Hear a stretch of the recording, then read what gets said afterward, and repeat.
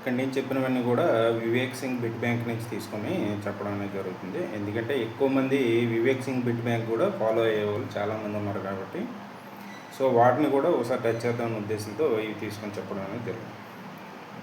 ఇక్కడ ప్రశ్న ఏంటంటే, who among the authority to issue currency notes in India?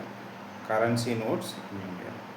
Currency notes issue చేసేటటువంటి authority కింది వాటిలో ఏది? సెంట్రల్ గవర్నమెంట్ అని ఇచ్చాడు, అదేవిధంగా ఆర్బీఐ ఇచ్చాడు, ఆర్బీఐ గవర్నర్ అని ఇచ్చాడు.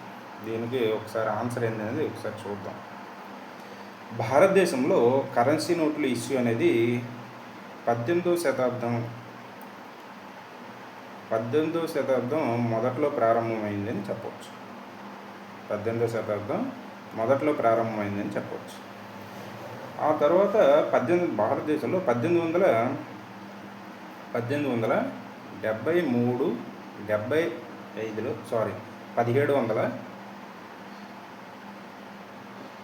1775 సంవత్సరంలో మనకి bank of Bengal and Bihar అనేది bank of Bengal and Bihar. Bank of Bengal and Bihar అనేది, ఈ బ్యాంక్ అనేది అలెగ్జాండర్ అండ్ కంపెనీ నెలకొల్పున్నట్టు ఒక ప్రైవేట్ బ్యాంక్. వీరు కరెన్సీ నోట్లని ఆ టైంలో ముద్రించారు. తర్వాత భారతదేశంలో ప్రెసిడెన్సీ బ్యాంకులని ఏర్పడ్డాయి. 1806లో ఏర్పడినటువంటి బ్యాంక్ ఆఫ్ కోల్కతా, అదేవిధంగా 1840లో ఏర్పడిన bank of Bombay,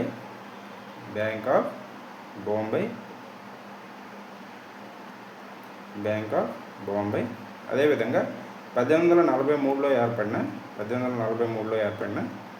bank of Madras.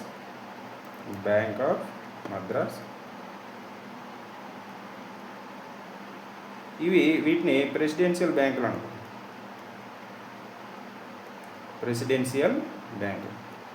ఈ ప్రెసిడెన్షియల్ బ్యాంకులు అనేవి కరెన్సీని ముద్రించేటటువంటి అధికారాన్ని కలిగి ఉన్నాయి.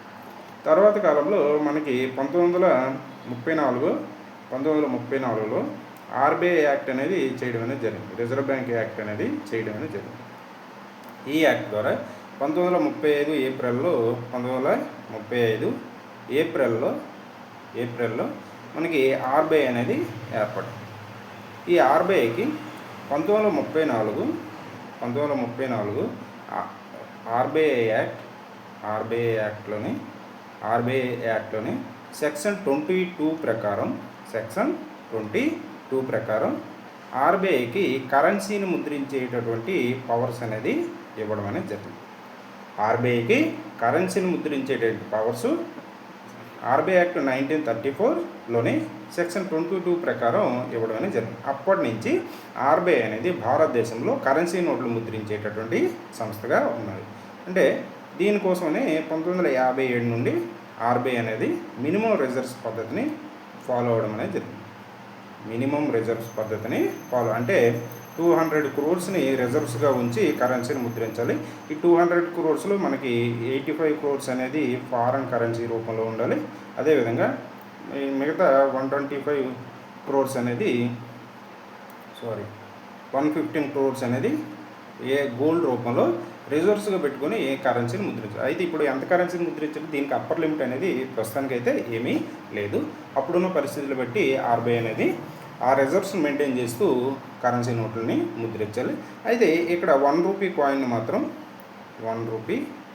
మాత్రం మనకి ఫైనాన్స్ మినిస్టర్ అనేది, ఆర్థిక మంత్రిత్వ శాఖ అనేది ముద్రించడం అనేది జరుగుతుంది.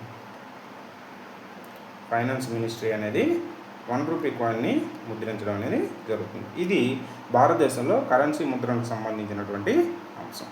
ఇప్పుడు ఆన్సర్ కానీ మనం చూసుకున్నట్టుగైతే, భారతదేశంలో కరెన్సీని ముద్రించేటటువంటి అథారిటీ దేనికి ఉందంటే ఆర్బీఐకి ఉంది. ఇక్కడ సెంట్రల్ గవర్నమెంట్కి ఉంది. అంటే సెంట్రల్ గవర్నమెంట్కి కూడా ఉంది. ఎందుకోసం అంటే ఆర్బీఐ దేని ఆధ్వర్యంలో పనిచేసి సెంట్రల్ గవర్నమెంట్ ఆధ్వర్యంలో పనిచేస్తుంది. కాకపోతే ఇక్కడ ఇచ్చిన ఆప్షన్లో మనం ఆర్బీఐ అనే చెప్పాలి. సో మినిస్ట్రీ ఆఫ్ ఫైనాన్స్ అనేది మనకి ₹1 నోట్ అనేది మినిస్ట్రీ ఆఫ్ ఫైనాన్స్ అనేది ముద్రిస్తుంది. సో ఆర్బీఐ గవర్నర్ అంటే ఆర్బీఐ ముద్రించే ప్రతి నోటు మీద కూడా ఆర్బీఐ గవర్నర్ సైన్ అనేది సిగ్నేచర్ అనేది ఉంటుంది.